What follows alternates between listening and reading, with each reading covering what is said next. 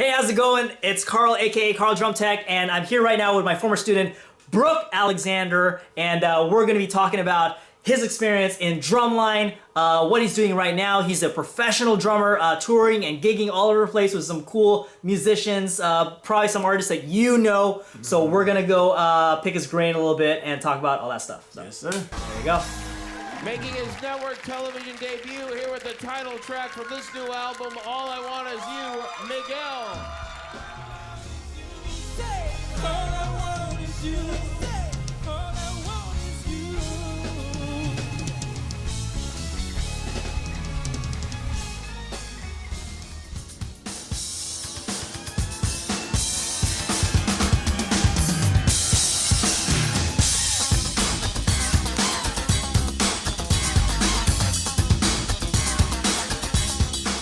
We care about the rumors, baby.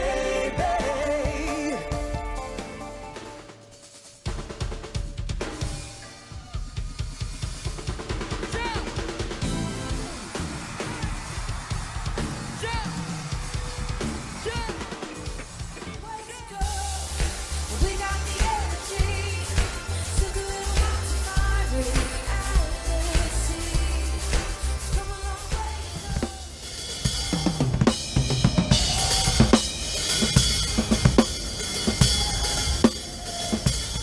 Here right now in my garage, which is where we basically do my interviews. What it's been, like last interview I did was with Spencer. So if you guys haven't seen that interview, go check that out on my channel. And we do it basically in the same place. So now I brought on another cat. Who is also one of my former students, from Torrance High School, where I used to teach for 16 years. So out of those 16 years, 4 of them was teaching you. So that was really fun. It was a really good experience because, it's like, you started off as a drum set player. Yeah. One of our kids had recruited you to kind of join us. And, right away I knew that you were special because your hands are really good.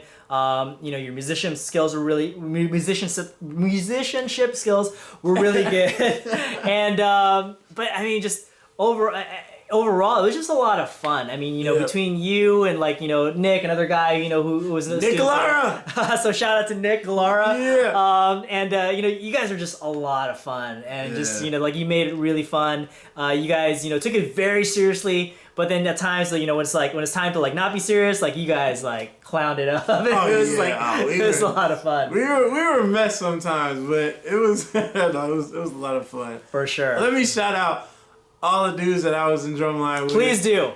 Freaking Sam Lovato, Natalie Jones, Andy Lyles, Tim Wright, Will Robinson, UTL for life, son. Yeah, UTL. Yeah, dang, just so many awesome people, man. It's it's just such a cool experience to hang out with all of y'all, and I'm just glad that you let me kind of be a part of it, because at times I'm just like, I don't know what you all are talking about, but once in a while I'll join in and yeah, that's funny, yeah. Oh man, yeah, we were a mess. We were still silly. I think most of us pretty much still. I know I'm still incredibly silly. Yeah, I'm that's good. I'm like an 8-year-old in a 26-year-old body, but it is what it is. I can say the same thing. Yeah. I don't even know how old I am anymore. I'm like a 37-year-old guy, and I feel like I'm 16. Especially I'm Snapchatting and doing all the social media stuff. So, but yeah, it's a lot of fun. Keeps life light and fun, and really interesting too. So, Absolutely. It's a really interesting story. How Brooke came to us. I mean, like I said, one of our students had recruited you, and got you to join Drumline to just go to one practice. And, like I said, I saw your skills. I saw what you were able to do. But then, this is all retrospect that you tell me later on. It's like, when I went to that first practice, I did not want to come back. I was not all about that. So tell that story about how, you went from, man, I do not want to go back to, 4 years in the game. Yeah, that's just complete game changer, man. Originally I was a set player. I went to Torrance and I joined the jazz band specifically to learn how to read, because I didn't know how to read at all. My mom was like, "You have to learn how to read music." if you want to go to college, you have to read in college. And I was like, okay, yeah, I'll learn how to read. Good advice. Exactly. Thank you, Mom. Thank you, Mom. And Dad, too. Hopefully you guys are watching this video, so shout out to you guys. Yeah, absolutely. So I joined jazz band, did that whole thing, and then one of the dudes was like, "Oh yeah, you're really good. You should come by this Drumline audition thing." That Was it Young? It was Young. So Young, hopefully you're watching this. Shout out to you too. Young was like he would practically chase me around the freaking school. Anytime he saw me, and he would just be like, "You're coming, right? You're coming to the audition, right?" And I'm just like, yeah, like fine, I'll come, like whatever, it's fine. And originally I wanted to try for snare because I think Spencer mentioned this in his interview too. Drumline, the movie, was the inspiration. Yeah. We all know the differences and stuff. Sure, now, of course. But like I wanted to play snare and do all that stuff, and still to this day I don't know how to play traditional grip. Still don't.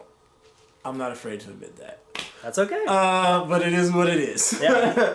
So, you was just like, yeah, you should try out for quads. And my jazz band director at the time, he was like, yeah, no, you need to play quads. Like that's just your thing. You're makes a bigger sense, right? dude. Yeah. It makes sense. So, tried out for quads, and I had the hands. I picked up everything really quickly. And Carl was like, yeah, I really want you to be a part of this, as long as your grades are cool and everything, like, we want to have you a part of it. And I was just like, cool, man, like, that's what's up. I'll think You're like, about it. You're like, damn it. Yeah, because I was not trying to come back. I was not trying to go back and do it. And when we talked about this too before, right? Like, it's like, what was it that you didn't like about it on your first impression? Oh, I didn't like the physical stuff, like the learning how to holding the drum, putting the dang drum on. Quads, like That's 40, right. Yeah, 40, yeah. How big are them things? Like, This is pretty heavy. yeah, they're dang heavy, Yeah, and me just. And we didn't have stands then. We didn't have stands. Wait, I gotta tell the story. So we was so ghetto with it back then. The quad players, I'm sorry. Yeah, do it. I gotta do it. Just be real, man. The quad players, from me to like Tim and me and Will and just whatever, we would like anytime there was a sectional or whatever, any opportunity that we got to put our quads on the trash can in the band room, we set them joints on there.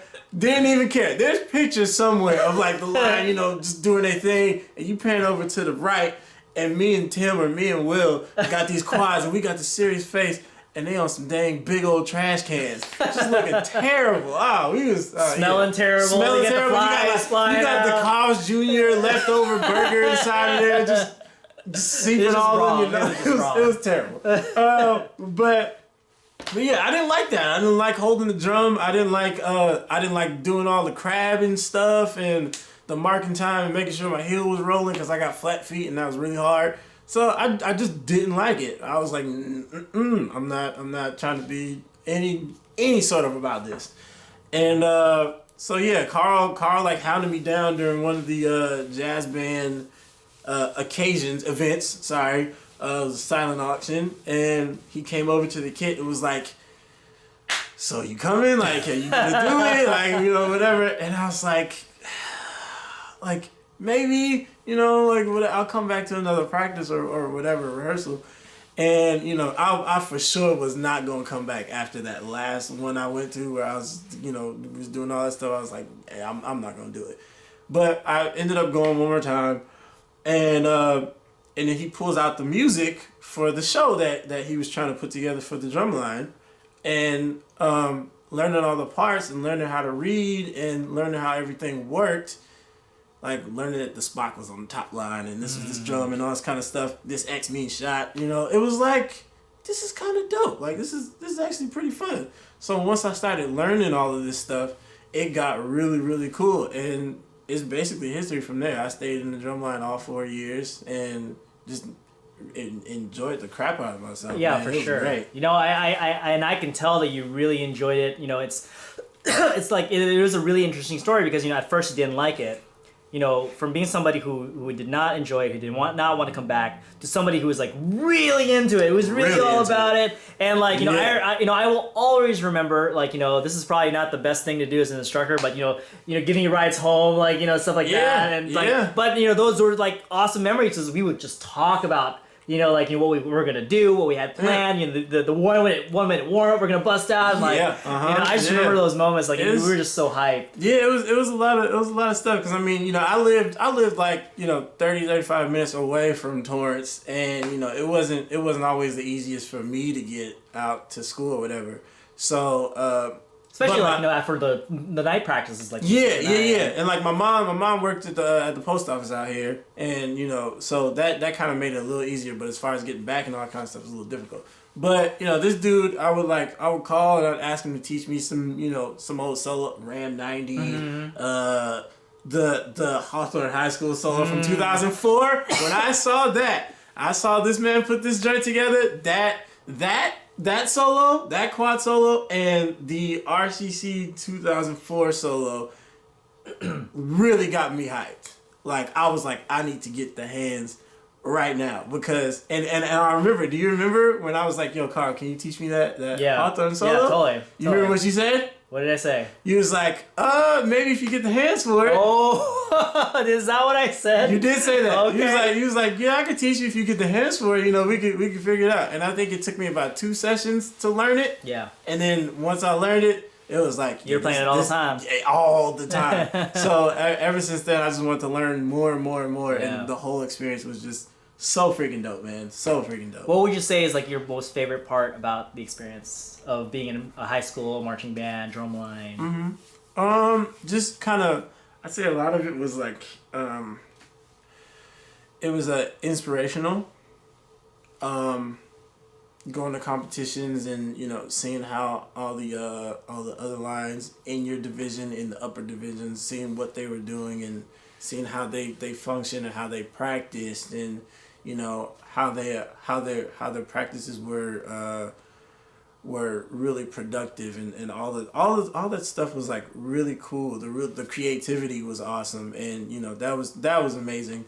But I think specifically, and of course I mention this all the time, that it kind of, being in Drumline got me to focus on other things other than just what I'm doing. In this whole thing, you got you're a quad player, you got your fellow quad player or players, depending on how many is in the section. You have your split that's moving around, splits, multi-tonal, all that kind of stuff, and you're seeing how okay, I have to play with this individual or these individuals, and we have to make sure we play together. Cool. Okay, then we get into the whole Drumline sectional. You got your snares, they're playing this. Okay, now we got to play together. And then the bass drums, okay, now we have to play together. And then this guy harped on this big time. This is what the pitch playing, this is how everything matches with your part. So it got me from here to like, I see the whole thing now. I understand everything that's going on. I get everything. I get all the purposes of every part, and how I have to play my role, but I still have to be sensitive and aware to everything else that's happening in the music. So I take that and I apply it to all the stuff that I do professionally now. So yeah, talk about that. So we're gonna segue into the fact that you are a professional musician now. You're doing gigs, you're doing tours. So talk about the different gigs that you've had, and the type of people you've played with, and and let's talk about where this whole music thing can lead into. So I've been a touring musician for 5 years. I'm 26 now. I'll be 27 in July. Started ever since I was 21. Started off with Miguel for a couple years. On the Usher World Tour, on the right? We did the Usher tour for about 2 months. We did our own tour for a little bit. We did a tour with Marsha Ambrosia, this R&B singer. That was awesome. And then kind of ventured off into a few other gigs. I played with Faraz, who's Katy Perry's artist. We opened up her Prismatic World Tour for about 4 months. That was a lot of fun. Then I did last year, 2015. I played with this artist Brooke Fraser, and then I went on tour with Demi Lovato for a month and some change. Then the American Idol Summer Tour, and then I currently just finished working with Adam Lambert for about a good 5 months. It was a long tour, but it was amazing. What's I tour? enjoyed myself. What's tour like? Touring is awesome. It's demanding. It's very, very tiring. Very tiring. Lots of schedule. Lots of schedules that you there's really long days, and there's like really just long. There's long days and nights. Just everything is just long. Everything goes like a blur. Like it's all just one big thing. Sometimes I don't remember stuff. Sure. Like we get to a city, and I'm like, where are we? Okay, here's where we are. Where was I yesterday? I don't even remember. Like it's crazy, but it's amazing. You get to meet a bunch of people, try a bunch of foods, see what. Especially when going all over the world, right? Yeah. You've been to Europe. I've been to Europe. I've been to Asia, Australia. Been to South Africa once. That was really, really cool. Yeah, and it's just cool to see all these different situations and how people function in life, outside of the U.S. and all the foods that they have and all the different building structure and architecture. And Europe is awesome. All the buildings out there, like It's literally old school yes, stuff, like right? literally they cherish all of that stuff. All the old stuff is exactly what it was. Like it's crazy, like I feel like us out here, we don't really have anything old like that. So all the stuff I saw in Europe was like, that was vintage. So I was taking pictures. It was freaking awesome. It was great. Awesome. But yeah, it kicks your butt. It kicks your butt. Right. The jet lag is serious. Sitting on them dang planes for 12, 14 hours, it hurts your butt cheeks. It hurts, your feet go numb and your legs go numb and all that kind of stuff. But it's an amazing experience. And I'm very glad I'm getting to do it now at my young age before I get older and cranky and all that good stuff. Nice. Yeah. So yeah. What else was I about to say about this tour and stuff? Something interesting, hopefully. Something really interesting. I'm trying to remember right now. See, that's part of the The getting old thing, right? Yeah. Yo, my 10-year reunion is coming up next year. Oh my goodness! Sorry, you are not ready. But you don't know what to expect. Like I didn't know what to expect when I went to my high school reunion. But it was a lot of fun. I got to interact with people I did not talk to in high school. Right. So it'll be interesting. I think just be social, have an open mind, and people change. Like maybe people he thought were like stuck up or like the popular kids. Like to me, at least in my experience, it seemed like they were really cool and like they kind of brought down to earth. Like we're all equal. We're all the same. Yeah, because I'm sure we have. I think that's a High School Musical song. I haven't seen High School Musical, but I don't know why that song just came in my head right now. It is what it is. But I'm sure we've all had the moments where people made fun of us for being bands, stuff like that. And, heck yeah! Oh my god. So yeah, I never thought I would be like the band dude that hung out in the band room all the time. It became that. It transformed into that, and I was just like, I accept it. I'm a band geek. Yeah. Fine. It is what it is. Nice. So let's talk about the things that you learned doing the high school drumline gig, and is there anything that you take from that you've applied to your current professional gig, playing music and stuff like that, and you also apply it to life in general. So is there anything that you can take from your experiences back in high school to what you do now? Yep. Excuse me. Be professional. Make sure you got everything that you need, every single thing that you need. Marching band, it was make sure you got your dinkles. my Black socks. dingles. Black socks. Ooh, I have never had one moment where I showed up to a competition with white socks. Never, because that's just You don't want not to. fly. You don't want to. No, it's not fly at all. The alternatives are like, spray paint your socks or like duct tape or wear the wristbands. Take the wristbands off. Man, but yeah, just make sure you have everything you need. Just be attentive, be aware of what's going on. Learn your parts. Learn your parts. From the warm-ups to the show music. as quickly as possible, right? As quickly as possible. Because you had an experience recently, right? Where like there's the different the sample pads they had to play and like the different parts that you learn like, right on the spot. Yeah, like the first Adam Lambert gig that I did last year. Yeah. It was kind of like they kind of already had their flow. They kind of already had their set. They had everything settled already, but I kind of hopped into the situation completely blind. My friend and the music director, he called me and he was like, yeah, so you know how I do. I know you can pick up everything really quick. So listen to the songs and then go show up and do the gig. And I was like, okay, cool. So listen to the song. It was 12, I think, songs with a bunch of different samples in the Roland SPDSX pad, and had to learn how to do all that stuff. And then I got to Houston. That's where the gig was. Got to Houston. We had one rehearsal. Literally one rehearsal, and then the next day was the gig. I flew through the rehearsal because I was ready. I was very prepared. And to this day, one of the management people, I'm a censor it because there was a couple of cuss words involved, but but she was like, this guy Brooke, he comes in like a freaking a-hole, knowing everything already, just like whatever. And it's people, the guys love stuff like that, because I've been through multiple situations where the gigs that I've had were last minute and everything needed to be kind of set already. Yeah.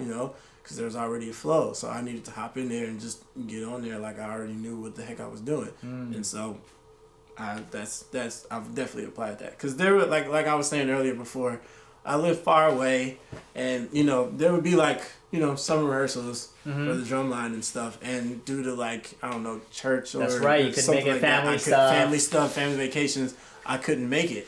So I would tell this dude, I'd be like, Email can you you the exactly parts. can you email me the quad parts, and then send me like a audio MP3 file, or whatever. MP3 or something like that. And so so I can get to work on learning this stuff, so I can kind of show up at band camp and be ready. He's like, yeah, he sent me the stuff. I listened to it, and then by the time band camp was ready, I knew all the parts. I was ready to go. Right. So yeah, just making sure you learn everything as quickly as possible to the best of your ability. Just pretty much just be ready, be prepared. Like be a cool person. Please be a cool person, because nobody likes working with a jerk. Right. Nobody likes. Especially when we're on tour with this person. For a little bit. And believe it or not, man, that's a big thing that people look in. Aside from them looking at your musical ability and what you can do and how fast you can learn. If you're a jerk, none of that is gonna be cool, and then they're gonna go with somebody else. Right. It's like if you're unprofessional, if you're showing up late to everything, if you're arrogant and you're talking to people a certain kind of way and just not gelling, that's important. Because like nobody wants to tour 5-6 months with somebody that's a jerk. So, just be cool, pretty much. Right, and we talked about this earlier too, because we did a Periscope earlier, and we already had some conversations, so that's why I'm kind of like, I already kind of know some of the stuff we're talking about. Yeah. But one of the things that that was interesting that we did talk about is that like one gig led to the next. Yeah. So like, had you been an asshole, like for one gig, it's a small circle. Like people know each other, and it's like because they could be like, this guy was cool to work with. He was always prepared. He played really well. Let's bring him on to the next gig. Or they could have been like, this guy's an asshole. I did not like working with him. He was not prepared. and then they don't bring you to the next gig. Yeah. Right. Yeah. So- Yeah. It all plays a part into your next situation. Because like I was saying on the Periscope thing, last year literally everything I did, every gig I did led to the next gig that I did. Right. Started off with this one, the Brooke Fraser thing. The MD for that one was also Demi's MD. So he was like, "Hey, you want to do this Demi Lovato thing?" Absolutely, I'll do it. So I did that. Somebody on Demi's crew was in charge of putting the American Idol Summer Tour band together. So he goes, "Hey, you want to do that?" Yeah, I'll do that. Then I did that, and then the same guy that was Demi's MD and Brooke Fraser's MD was also Adam's MD. So he called me and was like, "You want to do this?" Absolutely. So it all just kind of plays in its part, and you just really need to make sure that that the people that you work with know what you can do. They know that you're going to be an asset. They know that you're going to be a really cool person, and that you're going to get your job done. Right. And that keeps you in this joint for a long time. Right. I've been like I said, like 5 or 6 years, and hopefully there's more to come. Right. Absolutely. Hopefully there's more to come. But it's never failed. I'm thankful that I get to do all this, and I'm thankful for all the abilities and all the connections and stuff that I've made thus far. Absolutely. So. Yeah, and I've watched you from afar, and just like checking out your social media and seeing the videos of you playing these gigs, and it looks like you're having a lot of fun, man. It's So great, man. It's great. that's good. It's really great. So for students, I know there's some students out there who are watching this, who may be in marching band or drumline right now, and they're trying to learn the gig and trying to get good at it. And, I'm sure there's some of them wondering, like, all this time that I'm putting in, like, what could I possibly do with, like this skill set that I'm developing? Yeah. One of the things is to be able to play it professionally, like you're doing, Yes. right? Because obviously you made that transition. Now, part of it is, you've had a lot of experience, playing drum set, even before doing drumline, so that helps a lot. But that being said, is there any kind of like tips or words of wisdom that you can give to these students who may possibly want to, get into the, the professional music gig, and how would they go about doing that, and what kind of advice you would give to them? Okay, the big situation that everybody needs to kind of take away from this in regards to getting your foot into any of these opportunities is that people got to know you, and they got to know that you want to do stuff like this and that you are capable of doing stuff like this. It's not going to happen for you if no one knows who you are. So people need to know you. So you have to get out. You have to meet people. You have to network. The way I got how I got my way in was I made sure that I took my happy tail down to the valley and hung out with all these musicians. And how long was that dudes. drive? It was from I was going to school. I was going to college in Costa Mesa. So from Costa Mesa to Sherman Oaks, that was about 45 to an hour, something like that. And I was commuting then too. That was a 45-minute drive from my house. You gotta do what you gotta do. You just gotta do it. You just really gotta do it. So I would make sure that these dudes that I met them, that I got to know them a little bit, talk to them, and eventually they let me up there to play a couple songs or whatever, and it pretty much steamrolled from there. So people just got to know what you do. It doesn't matter if you're trying to tour, or if you're trying to produce, or if you're trying to write movie scores, just anything like that. People need to know that you can do it. Even if you don't want to, do the whole performing thing, there's some guys that like to tour manage or do that kind of stuff.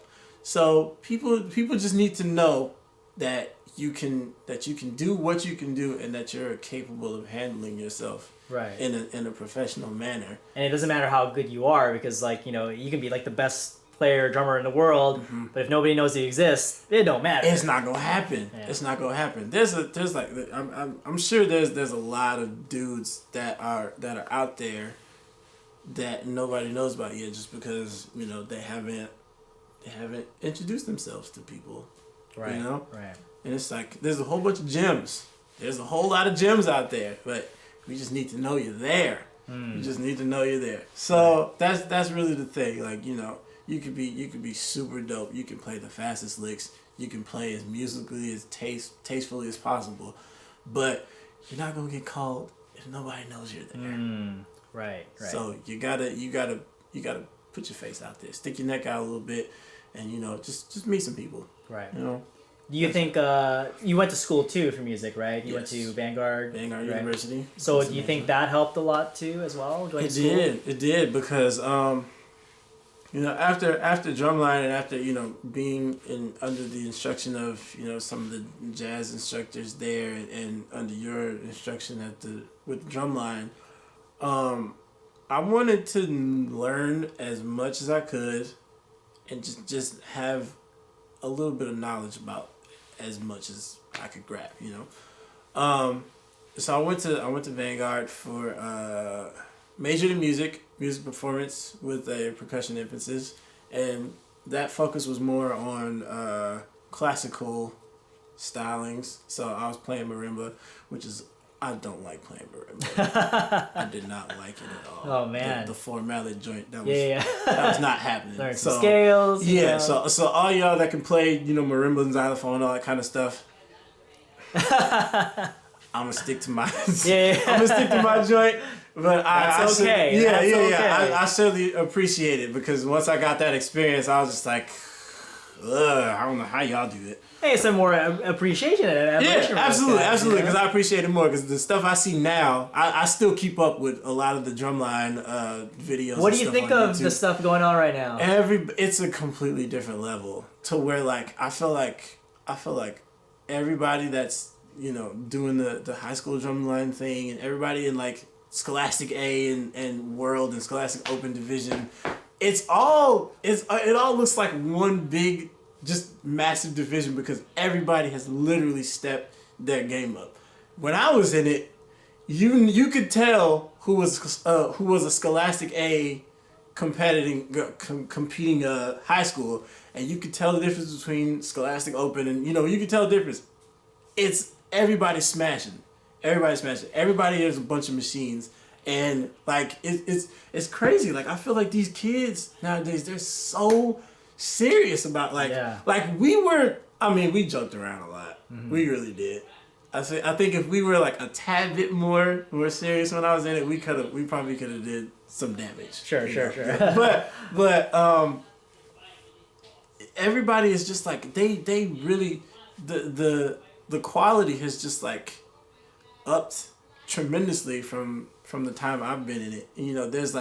There's a crazy amount of multitasking that you have to do nowadays. Yeah, especially that there's now an athletic element too, where the kids are just doing some amazingly hard stuff. Yeah, physically. Yeah, all this moving and stuff. I'm like, no, we weren't really trying to do that back then. I forget which year it is. I think it's 2011. It was the year after Pulse won finals with that crazy. I don't remember what the name of the show was, but it was nuts. The 2010 year. I think that's what it was. It was crazy. But the year after that, I remember there was some kind of bass. There was a bass solo thing that was happening, and while they were doing all this stuff, they were reading a book. They had a book open, and so they're playing all these crazy splits up between the 5 basses, and they're doing all this book moving. Oh, they freaking put a book on their head, and they were doing all this stuff, and I was like, what? If you guys know the show, I don't know it. Leave it in the comments below. So make sure you guys shout that out. It was crazy. It was so crazy. So everybody has just completely stepped their game up. It is an absolute joy for me to go on these tours and just have a day off in my hotel and during indoor season and stuff like that. I'm like, oh shoot, let me look up these drum lines and see what the heck That's is happening. right, yeah. And I end up watching these dudes for hours, and I still have the same excitement about it as I did when I was at the competition myself. That's awesome. Watching all these, it's crazy, man. That's I awesome. love it so much. Cool. Good. Yeah. So let's talk about something that that could be really, really practical. In that, I always get asked questions about how to march in step and in time. I get this question a lot, and I kind of want to see if we can address it together. Yeah. Because I've always felt like especially the way I teach it, right? Yeah. The way I teach, how you work your feet timing, to align with your hands and to stay on step and stuff like that. I think it really, for all the drum set players, I think they have the best transition to learn that stuff. Yeah. Somebody who's never learned drum set, it's like, okay, your feet's got to hit the same time as your right hand, and it's like, but for a drum set it makes sense, right? It's like you're hitting the hi-hat and you're hitting the kick drum at the same time, like and the way I teach it, right, is like these have to hit your hand and your feet have to hit the same damn time, because if it was a drum set situation, you don't want to be like you know what I mean? So so talk about how Still got the same sound effect. yes, I do. That's so funny. Yeah. So talk about for somebody out there who is struggling with with their feet timing, and guys who are like oh, I can't stay on step, I would have a really hard time, like how would you explain that to somebody who is like struggling with that? Well, I'd say it's obviously it's easier for drummers or drum set players. I'm sorry, because they're used to doing multiple things at once. So it was easier. It was easier for me to kind of hop into that because I pick it up. Yeah. And I knew that. I knew that you didn't have trouble with that. But the other kids, had trouble with that. And that's okay. We're spending time to work with you guys and get you guys happening. It's you're basically teaching them, to have coordination. Right. Basically. Right. But you're breaking it down on the most basic levels as slow as freaking possible. Yeah. I think it's part of it is for certain people it's very natural. Sure, of course. It's very natural. But for the people that need to kind of figure it out, I think a big thing is and I don't, how do you even go about doing this?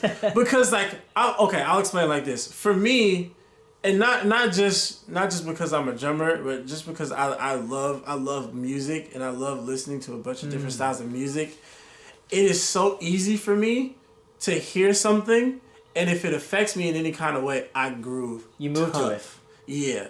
If any kind of style, whether it's country or jazz or whatever, I'm it's really easy for me to just hear it and just be just sit there and just I like that, Yeah. Just kind of, you just feel it. You can just kind of, y'all can't see what my foot is doing right now, but I always do this stumping thing just because that's a natural feeling for me to just do that when I hear some kind of music comes on, and I'm just there it is. There it is. So it's it's easy for me to kind of sit in the groove in the pocket. My dad. I just let me just go here for a minute. Yeah, do it. My dad, when I was growing up playing in church, my dad played organ in the church, and he was adamant on making sure I understood what it means to play in the pocket. Because there's a way, there's something, and I love it now because I fully understand everything about the pocket now. It's just how you sit there and just how everything just feels when you just play everything just straight, but with a little bit of feeling. It generates something in somebody that's out there. If you can just seriously just lay in that groove, and and then you see somebody, I'll see people, I'm playing a groove or something like that, and I'll see people just go move some kind of way, and it's I'm doing that. I'm generating a specific feeling. Right. So Dad, thank you for teaching me about the pocket, and thank you for teaching me how to play a ride cymbal. drummers, if you guys don't know who David Garibaldi is from Tower of Power, that guy is the king of ride cymbal playing. Like, it doesn't get any groovier than that man. It doesn't. So if you got trouble trying to sit up in the groove, listen to Tower of Power. Squid Cakes, to be exact. He wears that ride cymbal clean out. But yeah, I mean, so sorry. I just kind of had to go there a little bit. Of course. But this is all related, absolutely. Yeah. So I mean, I'd say, if you got a little trouble, just kind of finding where to step and making sure your joints are all in unison and on one accord, as we in the church would say. Yeah, just listen to as much music as you can, and just try to make it feel. Let it do something to you, because if you can seriously just listen to some kind of genre of music, whether it's pop or you could listen to Megan Trainor. Her new album is actually flames, by the way. That album is dope. But if you could listen to that, and you can listen to Kendrick Lamar. Kendra's got some crazy stuff. Beyonce, just anything that can kind of get you to, stay right there and just not move. Not fall off the beat and stumble and all that kind of stuff. But if you can just sit there and just let it do something to you, generally I think it'll just kind of affect you. And then you can just bring that right on over in the Drumline, because if you the groove is everything. Right. If you can groove, you are solid. And the translation is, your groove, you're stomping your feet. You're stomping probably typically with just one foot. Yeah. But then you can translate that over to Drumline, where it's like, now just alternate. Yeah. Right. Left. Right. Left. Right. Yep. And see, just like get some kind of movement with it. Like I noticed that. I don't even remember when this started, per se. Maybe it's been like the whole time. I don't know. But if you watch RCC's stuff, their warm ups. What is that?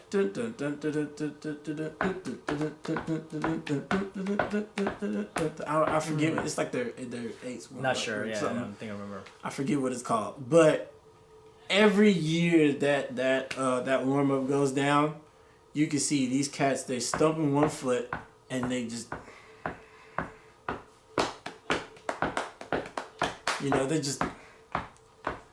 they're just sitting right there. And it just feels good. I sit there and when I watch that happen, I sit there on my butt cheeks in this hotel room and I'm just like, It's like, it's great. It's great. It's right there. Right. So, and it's like, just if you can just figure that out, if you can just figure out how to groove to anything, you can just swing that over and just apply it to your feet, and everything will be smooth. Absolutely. Mm-hmm. Yeah. No. And that's some great insight, and that's definitely a great way to look at it, because it's not just about stepping your feet at a certain count. It's like you do kind of have to feel it. You have to kind of feel the pocket. And it's like this is part of what you're doing musically is the feet and how where it goes down on the floor. Like it's all gotta be connected in that way. Yeah. So absolutely, man. It's there. Just groove. Just man. Groove. It's all about the groove. Justin Timberlake said,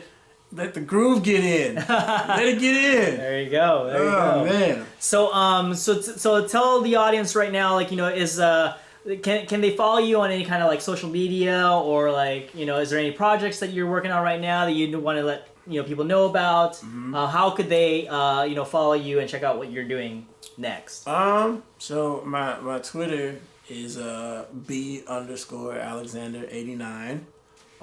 I had to shorten it because my name is too long. I would have loved to have my whole name in there, but it just wouldn't work out. So B_Alexander89 on Twitter. On Instagram, I am Brooke, Brook Alexander 24. What else do I got? I have a YouTube page. I just don't remember what it is. So that's such a fail. Yeah, it's okay. I'll figure that out later and put it somewhere. But we'll put it in the description as well. So let me know all that stuff, and we'll put it in the description of the video. Absolutely. And then the stuff I got coming up next. There's a couple options. Not really sure which one I'm doing for sure yet. But if you keep up with me, I surely will post something about it and let you know what's going on. So, y'all can keep up with your boy. You still have some videos, right? Like up on YouTube, like like you were doing some videos for soul tone symbols, right? Yeah. Are you still doing? Are you still endorsing or? No, not endorsing them anymore. I'm trying to figure out that whole thing nowadays. Of course. I got a couple other ones. Okay, that worked out real nice. But there's some videos floating around. But there's videos floating around, and there's I put some up on my YouTube page. Just a couple of things that I've done. So we'll put a link to that. Then. Yeah, let's do that. Absolutely. Cool. No. Yeah, so they can see Jam and they see how good you are because like I said, I've always known you to be super talented. And, it's one thing to kind of talk about it, but then if you guys see this guy drum, I'm going to give you guys an opportunity to do that. So I will leave a link for so cool video, and then you can give me suggestions on what you want to leave. And then you guys can check it out. So it'll be a lot of fun. So good. Hope y'all like it too. Nice. Just playing some tasty stuff, trying my best, trying to keep up with the greats out there. Yeah, absolutely. Yeah, man. You're on your way, man, for sure. I'm trying my best. I'm trying my best, man. Nice. So, thank you guys for watching. Hopefully you guys got something out of this video. Hopefully it was inspiring. Hopefully you can see, what the work that you're putting into music, what it can possibly turn into. So hopefully you guys got some insight into what you can do and some insight to do that. One of the big takeaways for me is networking. Networking is really huge, and talking to people, meeting people, because you just meet that one person, that one right person. They can invite you to a gig, and then as long as you do a good job and you're cool to work with, everybody's connected. So somebody can say, hey, I remember working with you with this thing. Let's bring you on to the next project. Yep. That's the thing I got out of it. And this is literally with everything. It doesn't even apply just to music and gigging. If you're trying to be a stylist, meet somebody. If you're trying to be an architect, meet somebody. If you're trying to be a lawyer, meet somebody. Intern at some law firm or something like that. I don't know how that works. But just the it's point no time is, to be shy and introverted. Yeah. You just gotta in whatever you do, you just gotta make sure that people know that you can do it and that you do it well. And once your foot is just there, it's just like a magic carpet. Yeah. Wow, take you on up. Nice. Very cool. So I want to thank you for being here and doing this video. Thank you for I having appreciate me, it. Absolutely. Yes. So if you guys like the video, please like the video. I'd really appreciate it. Leave some comments below. Let us know what you think. And of course, if you haven't subscribed yet, what are you waiting for? Make sure you guys subscribe. And, I will see you guys next time. And then hopefully we can catch up with Brooke again somewhere down the road. And we'll do another video. Let's do this again. Absolutely. So, this is a lot of fun. So, cool. Thank you guys again. I'll see you guys next time. And until next time, peace out. Deuces.